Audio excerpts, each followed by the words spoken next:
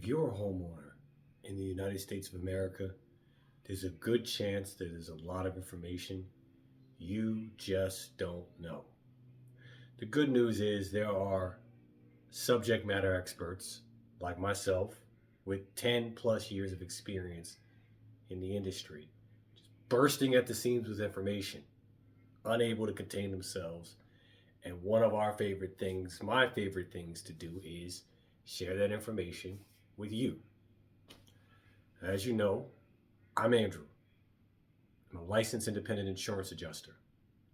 I'm a former public adjuster. I'm a published author. And I also freelance as a property insurance consultant for homeowners who have no clue about the process and I feel would be much better off moving forward if I taught them what I know. So today, I'm going to give you guys just a sneak peek of a few things I've learned in my decade plus of experience doing what I do. I cover multiple states over the East Coast. I've worked in VA, New York, PA, New Jersey, MD, Delaware, Ohio. What's that, like 6 or 7 states? Those are the states that I've been to in person for work. But obviously I've handled claims in other states as well.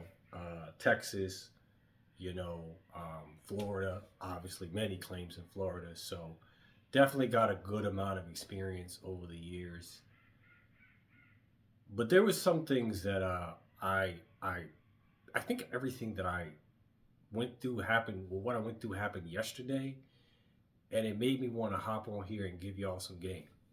So listen up, and you'll learn something today. Property insurance is a requirement for those who own homes in America. And if you refuse to get yourself a property insurance policy, or you allow the policy to expire for non-payment or whatever reasons, what can happen is the state that you have the home in, they can force you to get a FPP, a forced place policy. It's like you won't choose to get it. You won't choose to hold your own insurance. They'll make you get one as a requirement of owning that home. A lot of times people own homes and they think they've made it. They're at the top of the hill. Nothing else they need to do. They don't understand the nuances of the process of ownership. There are responsibilities that come with the freedom of owning a home. And like I said today, I'm going to talk to you about it from the insurance side of things, right?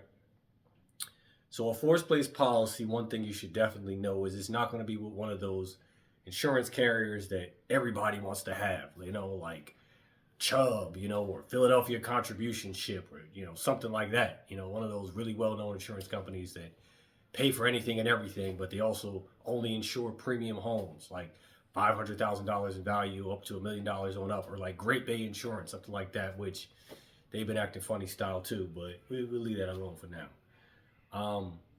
Forced place policies are typically 2 to 3 times more expensive than the standard homeowners insurance policy, and they don't provide the same value and I would say like depth of coverage that most standard HO3 or HO5 homeowners insurance policies provide. So again, you don't want to find yourself on the wrong side of things as a homeowner when it comes to having property insurance. Keep it current. One of the most common tips I give random homeowners all the time is take the time to get to know what's in your policy. I mean, I talk to people with respect, with care and concern, with genuine passion, but sometimes I feel like I'm talking to my own kids because I tell them you got to know what's in your policy. If you don't know what's in your homeowner's policy, it's like you're just taking money that you make every month and shooting it in outer space. You just take it and you just throw it away and you're like, oh, I don't need that. Well, I'm just going to forget about it. Who needs money? I just throw it away because I'm supposed to throw it away. Responsible adults know what they're paying for. They take the time to do the boring stuff, which is inform themselves of what is in their policy. And another thing that I would say all homeowners absolutely need to do is take the time every 6 months. I didn't say once a year. I said biannually. Every 6 months, that means twice a year. Take the time, review what's in your policy. Call your insurance company, call your agent, ask them about local endorsements. Listen, things change. Philadelphia, for example, where I live, has a flood map, right? So I've looked at this flood map years ago, and there are parts of Philadelphia that are prone to flooding and parts that are not prone to flooding. But as the country and the world goes through this gradual and inevitable and consistent climate change shift that we've been experiencing, we're going to see, and we have been seeing, more extreme weather patterns. And that means in areas where there was not historically flooding or historically hurricanes or tornadoes or such intensity with weather, we end up seeing more intensity in those areas. We end up seeing weather events that we didn't expect to see, like the recent snowstorms that happened in January and February of this year on the East Coast. Well, actually, that's where I live, but it really happened all across the country, which is giving me an unprecedented amount of work for the quarter that I typically, this is my slow season, but not so much this year. So even though it's busy, I'm taking this time to get to give this information of, valuable information to you guys, because this is what I do. I can't help myself. Like I said, I just burst with information. But back to the topic at hand, right? You got to know what's in your policy. You got to take the time and review it. Endorsements for a policy, like I explained to homeowners, are like vitamins, right? Do you need vitamins? No. You don't need vitamins to live. But when you take these supplements, these vitamin supplements, they give you extra strength. They give you extra vitality. They build your immune system. It's the same way with an insurance policy. When you take the time to give your homeowner's insurance policy the extra protection and just be aware of what's inside of it, when a bad event happens, you're more well prepared for it. I got stories for days. I'm not going to give y'all a bunch of stories, but I'll give you guys 3 stories and I'll make it quick. All right. So a couple years ago, I wrote a claim, Liberty Mutual, $365,000. I've told this story many times. It was a manor in Ridley Park, Pennsylvania. Water damage claim, right? And you would think something that big would be fire, but whatever. It was a water damage claim. Now I ain't gonna lie to you. Insurance company, they didn't buy it up front. They only paid $100K. Again, that's it's a nice estimate, but it's 1/3, almost 1/4 of what I wrote for. But the point of this story is that not that they didn't pay the $365K up front. It's what they said to me as the adjuster before they paid that $100K. Like I said, I wrote the estimate for $365,000, but $65,000 of that estimate was to rewire the home because it was an old manor. It was an old property. And the older the property, the more likely that the electrical system is outdated. And this property did have outdated electrical system. It had knob and tube wiring. Why does that matter? A lot of people are like, oh, this is boring. I'm out of here. I'm going to scroll to the next video. You do whatever you want. But back to the story. The reason why this matters is because there is an endorsement that can go on homeowners insurance policies. It's called code upgrade, right? So depending on where you live, there are local building codes that are written to determine how a property should be built, wired, how a roof should be pitched, et cetera, et cetera. There are codes that determine how to properly build houses to maximize safety and, space for zoning purposes, et cetera, right? And if you have an outdated electrical wiring system, well, at some point it's going to have to be updated. The only question you need to ask yourself is, who's going to pay for this? And in this case, this homeowner who I had a really good conversation with the first time I met, I was there for like 3+ hours just cutting it up, busting it up. We had a good time just talking. It was nice to just rap with a stranger. $365,000 estimate. The insurance company tells me, yeah, I'm going to need you to take $65,000 and get that up on out of here.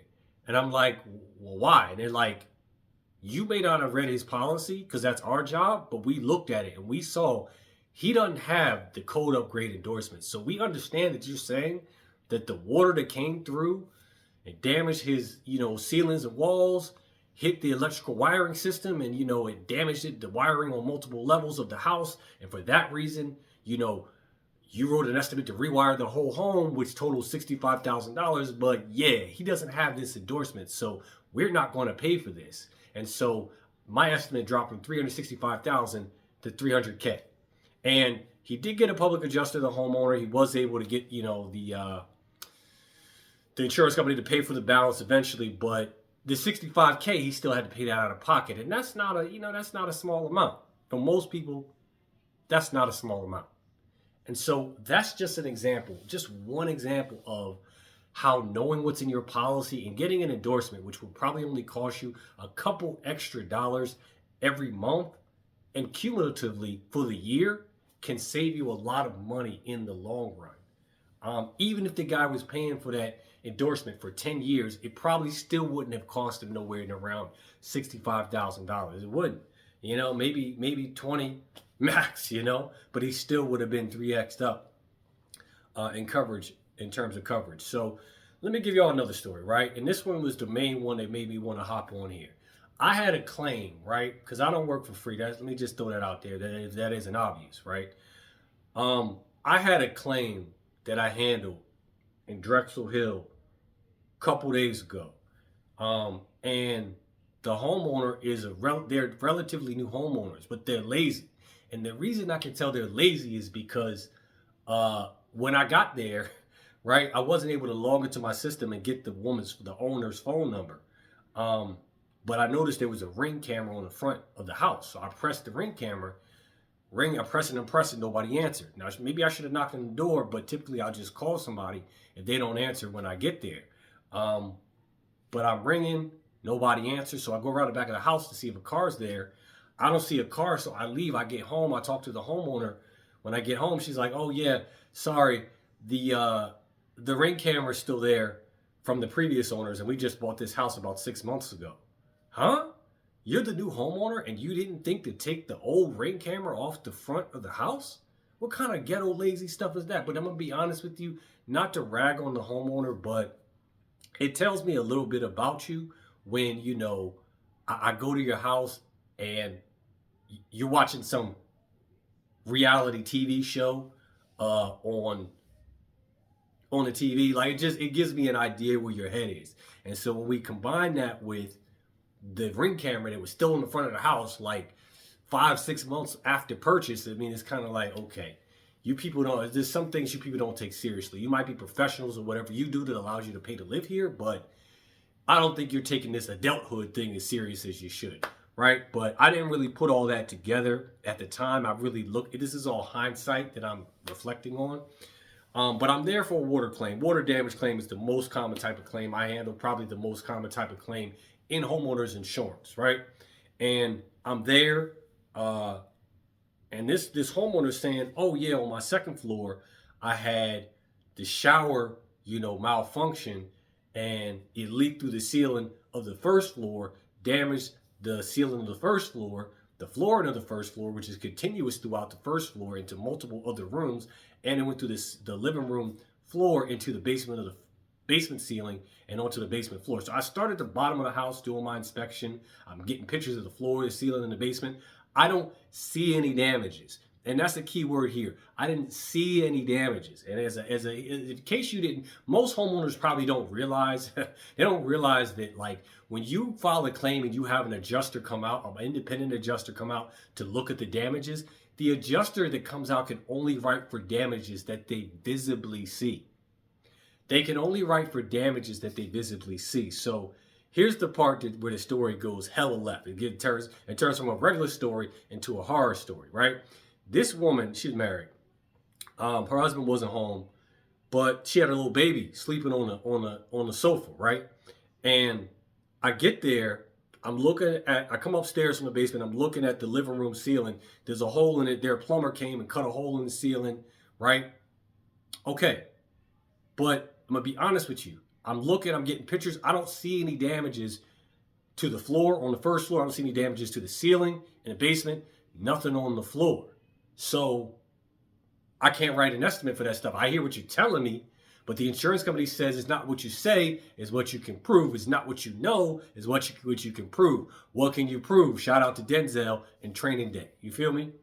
If I can't get photographic proof of it, it doesn't exist. So I go there, I write an estimate. With this woman's $1,000 deductible, I lie to you not. The estimate after the deductible and depreciation came down to $65.66. $65.66 is what this woman is going to get for filing an insurance claim from the insurance company that she's paying every month to protect her. And you know what she's going to say? She's going to get that check. She's going to say, man, this is some old bullshit. That adjuster came out here. He didn't know what the F he was doing. He just on some old, I knew it, man. They need to send another adjuster out here. Well, how come I only got $65? I'm paying them every month. They should be taking care of me. And a lot of people don't understand. That's not how insurance works. If you want to know how something works, you talk to a freaking expert at SME, a subject matter expert. That's what I am. I ain't got to have a logo on my shirt that says it. It's all up here. Anyways, I'm there. I'm at the house. I can't help myself. So I'm telling her, I'm keeping it short. I'm like, listen, I can only write an estimate for what I see. I told her, I said, I can only write an estimate for what I see. I don't really see much damages besides to the ceiling. You know what I'm saying? I said, what you need to do, you need to get water mitigation done. What does that mean? It means that you need to have air movers put in this place. You need to have the dehumidifier put in this place. You need to have the ceiling opened up. And you need to have a contractor that's trained in water mitigation come and apply antimicrobial application to the studs of that ceiling. Why? To prevent mold growth. Because you got a baby. You're alive, right? You want to live as long as possible and have a good life, right? You're not going to live a good long life if you're getting sick from mold. I know. I've gotten sick from mold, and it's a terrible experience. And I don't want your child going through that. But listen, a lot of people that get homes, they don't understand that insurance is not a quid pro quo relationship. It ain't like that. Insurance is the people who have the money make the rules. That's something I tell to my kid, my teenager, all the time. I'm in his room right now. Shout out to my teenager. The people with the money make the rules. When you buy a home, you are signing a contract for multiple things to say that, hey, I'm going to keep homeowners insurance, and I'm going to pay my mortgage if there is a mortgage, and I'm going to pay my taxes every year or every quarter, and X, Y, Z, whatever, right? You know, a lot of people don't understand that when they buy a home, you're signing up for responsibility. You're not just getting the keys so you can flex on the gram or whatever. It's bigger than that. It's a lot bigger, and I'm giving you one angle of it so you can go back to your life and say, dang, maybe I need to change some things. All right, let me get on that. But I'm telling this woman, listen, the water that came out of that drain is dirty water. It's got biological contaminants in it. That is called category 3 water. And there's 3 categories of water. 1 is clean water, 2 is dirty water, 3 is toxic water, which is also called black water, but we ain't going to do that, right? We're not going to call it black water because of the association, the implication that, somebody might make with that, right? But toxic water has biological contaminants in it. And the fact is, you can look it up for yourself. Don't take my word for it. Shout out to LeVar Burton, right? Category 3 water, anything that gets touched by category 3 water cannot be cleaned. Category 3 water cannot be cleaned out of surfaces that it touch. The surfaces that are affected with category 3 water must be replaced. But check this, right? As an insurance adjuster, when I walk in a property to handle a claim, I got handcuffs on the moment I walk through the door. Now, you can't see these handcuffs. You can't see them, but I'm telling you they're there. They're called limitations. They're called estimating guidelines. There are limitations on what I can write an estimate for. This is a little masterclass I'm giving y'all, right? I'm going to pop back in and, reorganize everything I know and give a couple presentations in the future. But for now, I'm just doing it freelance off the cuff. So listen, right? The estimating guidelines give me limitations on what I can estimate for. Some of them are absolutely crazy, right?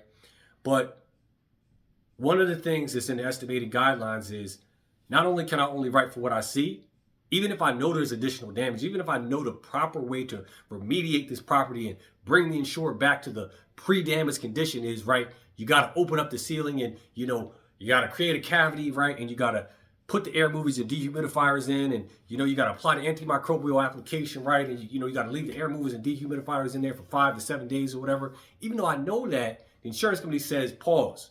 That's the mitigation company's job. You stay out of it. You do what we tell you to do and get on out of there. So that's what I got to do.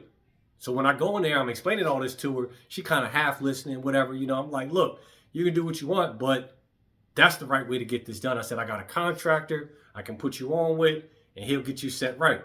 She's like, well, call my husband. You got his number, and talk to him about it. So I called the husband. I gave him the game. I connected him with a contractor. Contractor said he can't get in touch with him. Whatever. All I'm going to do is give you the information. But here's the most tragic part of it all. It's not the fact that there's potentially water damaged surfaces in the property, right?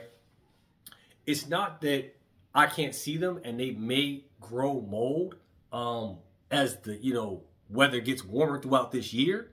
It's not the fact that the insurance companies typically cap mold coverage at 5 to 15,000, no matter what policy you got, and you usually need more than 10 to 15,000 to properly remediate a property for mold damages. I know because I've been adjusting for 10 years and I write estimates for contractors and public adjusters all the time. So I know what it takes to deal with these kind of damages, right? But it's not that. It's the fact that insurance only covers sudden and accidental damage. So if you have mold growth, the first thing the insurance company is going to say is, that's long term. That's been going on for a while. Coverage denied. And then who has to pay for the damages out of pocket? All because you didn't want to take the advice you were given.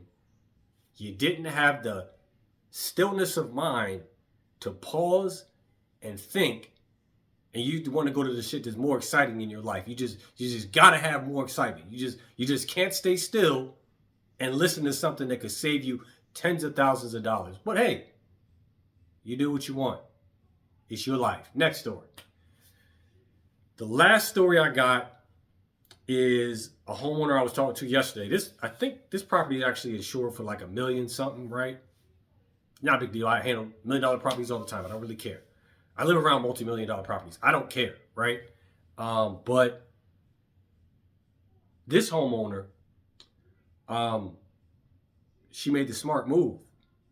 She hired a public adjuster. But here's the funny story, right?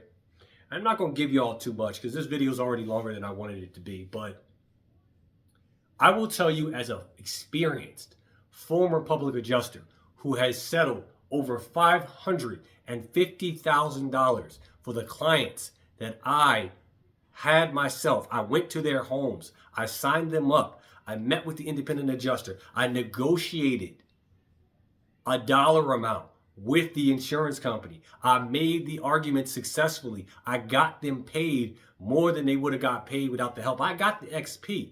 You understand? I got it. But